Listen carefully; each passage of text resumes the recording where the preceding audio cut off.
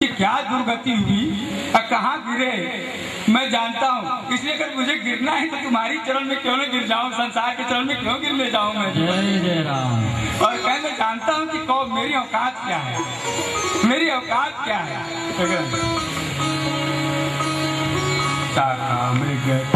बड़ी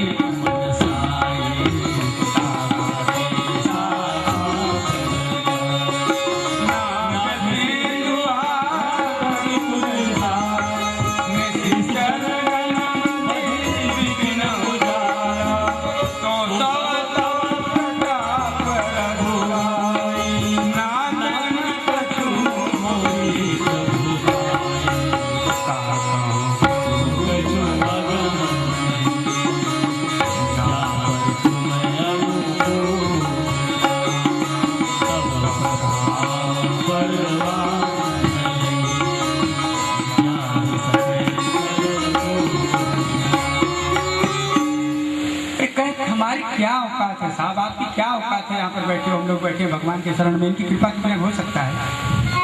शाखा मृग बड़ी मनसाई, शाखा ते शाखा पर जाए। अरे मैं अच्छा है जो कभी नष्ट न हो। राम हनुमान जी ने सबसे पहले मारा अशोक वाटिका, माने जहाँ शोक न हो। हनुमान जी ने कहा कि लो अशोक है, यहाँ पर सीता जी शोक पर, इसका नाम तुमने अशोक उल्टा रखा है, उसको भी खत्म किया। के नाग सिंधु हाटकपुर जा रहा, कह राक्षसों को मैंने मारा, 100 तो प्रताप रघुराई। इसी में जीवन का सूत्र है। आप जो भी हो साहब, 1 मिनट आपके साथ देखें कितने लोग आए साथ चले गए, रोज जा रहे हैं। अगर इस धरती पर हो तो उसकी कृपा से एक क्षण में क्या से क्या हो जाता है। आप जीवन में हो, संपत्ति पाए हो, कुछ भी पाए हो, 100 तो प्रताप रघुराई नाथ न कछ मोरी प्रगटाई। उन्होंने कहा संसार में उसको कुछ भी अगम नहीं है जिस पर तुम अनुकूल रहते हो।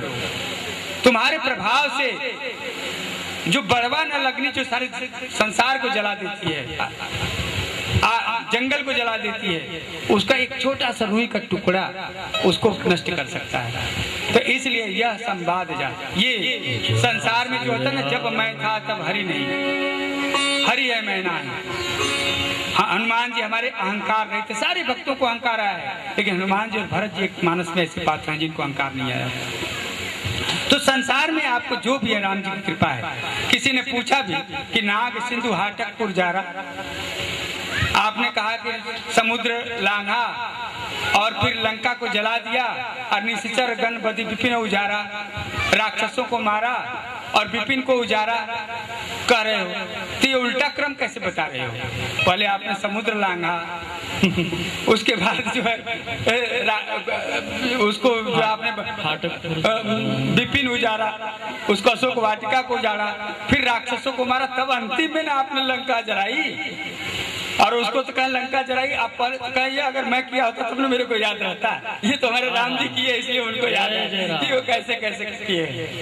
तो नाग सिंधु हाटक, तो संसार में आप जो भी करते हैं हम आप करते हैं, हम जो भी यहाँ पर हैं सब उनकी कृपा से है। और आइए मंगल मुहूर्त से 2 मिनट का संकीर्तन करके आज का सूत्र यही है कि जितना भगवान सुमरि पवन सुत पावन नाम, संसार की सारी समस्याएं आपको अपने आप साथ होगी और भक्ति की कृपा मिलेगी। मंगल मूर्ति मारुति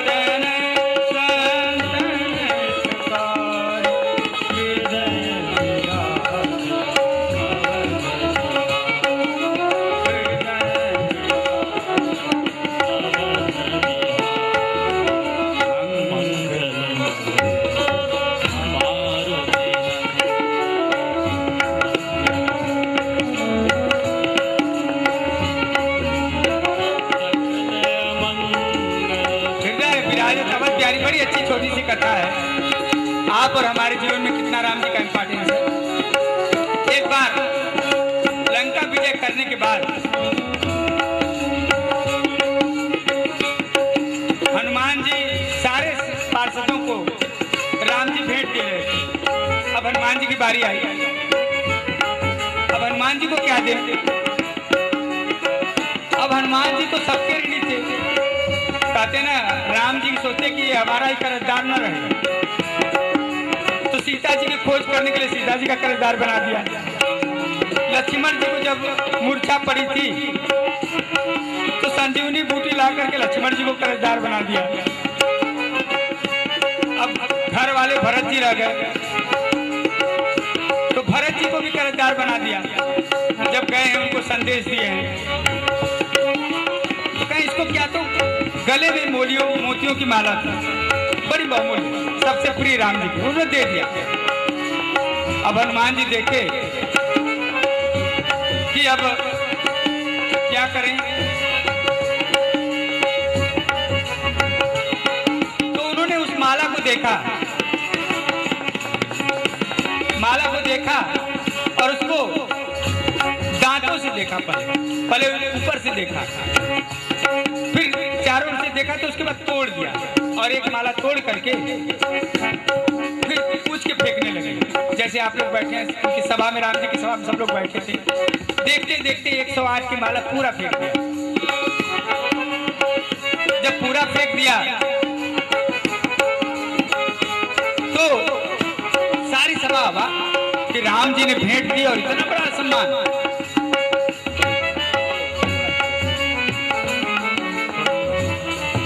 सारी इतना बड़ा सम्मान। चलते हैं स्लो धीरे धीरे। और उसके बाद राम जी ने कहा कि हनुमान, तू बंदर का बंदर रह गया, मेरी इतनी दी हुई महत्वपूर्ण माला को तुमने तोड़ के फेंक दिया। सब पूरी सभा ठठा के हंस पड़ी। और जैसे ही हंसे तो हनुमान जी ने कहा कि साहब, पूछा नहीं कि तू ज्ञानियों का ज्ञानी है, ऐसी नादान हरकत कैसे किया? ज्ञानी नाम अग्रगण्य हो, सकल गुण निधान हो। तो हनुमान जी ने कहा, प्रभु मैं ये देख रहा था इस माला में तुम हो, ऊपर से नहीं दिखे, तोड़ के देखा अंदर नहीं दिखे। तो कहे फिर मैंने उसको अंदर से जब नहीं दिखे तो मेरे किस काम की? होगी करोड़ों की माला, जिसमें राम नहीं तो किस काम का? तो हनुमान जी ने कहा, लोगों ने उनसे कहा कि क्यों हनुमान जी से, कि क्या सबूत है कि तुम्हारे सब में राम है? तो उन्होंने तत्काल जो है अपना सीना पूरी भरी सभा में जय श्री राम, जय श्री राम और किया। और उसमें हृदय विराजत अवध बिहारी, राम लक्ष्मण सीता जी उसमें दिखाई दे। बोलो पवन सुत हनुमान की। और पूरी सभा जय जयकार करती, पवन सुत हनुमान की। मंगल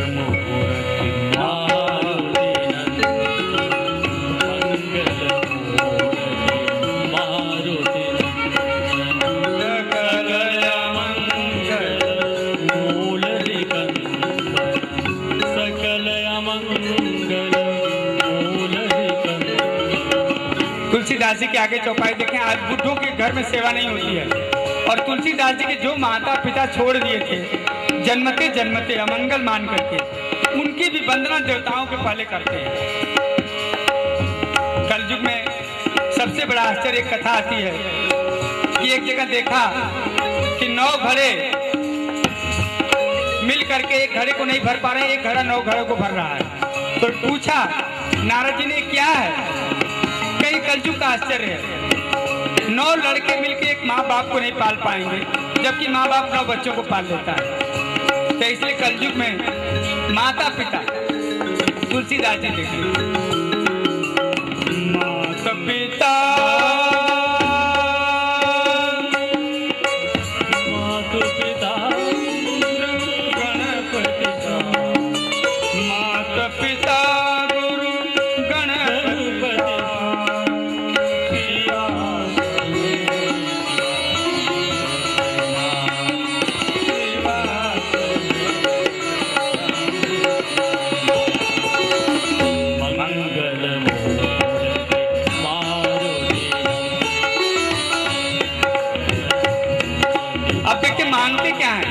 आप देखें कहां पर है, मांगते कहां पर है। हम लोग देखें, हम लोग कहां हैं, हम लोग भगवान में मिल जाए तो क्या मांगेंगे, संपत्ति, धन, भूत। लेकिन तुलसीदास जी भूत से भी भगवान मांगते हैं।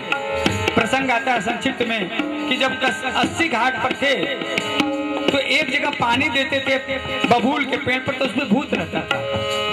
और भूत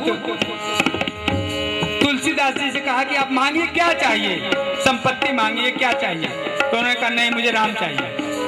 कर राम में भूत हो, राम को पा जाता तो क्या भूत रहता। लेकिन मैं आपको बता रहा हूँ राम को तो एक ही केवल दिला सकते हैं। क्या कौन? क्या हनुमान जी।